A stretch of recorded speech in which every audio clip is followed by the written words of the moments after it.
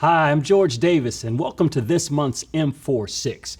This month, we're going to take some time to talk about healthy relationships. You know, one of the things that you notice is that when you go to elementary school, middle school, and high school, we take classes on mathematics, we take classes on English and science, but nowhere do you really take a class on how to have a good, healthy relationship.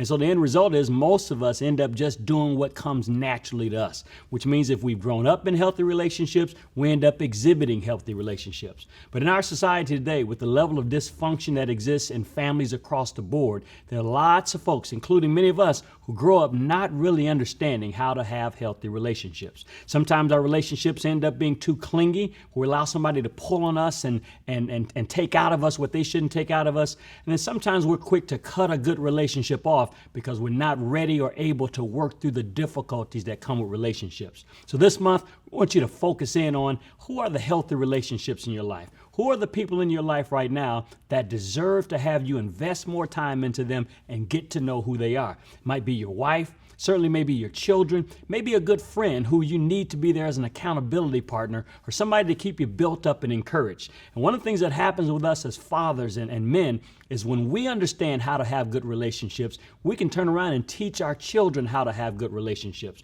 We can teach them how to not allow somebody to take advantage of them, not allow someone to abuse them in any way, but also how to not walk away from a good friendship because you had an argument. So this month, let's take some time.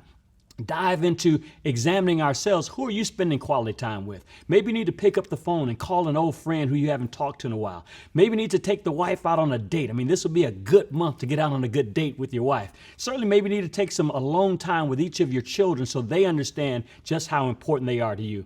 And then take the time where your children are concerned and help them to evaluate who they're spending time with and who they may need to increase some time with, who they may need to decrease some time with. Not only with your children, but also with those young men and ladies that you are having the opportunity to be a mentor to as well. Make it a great month. You were born to win. Let's make a mark that'll never be erased.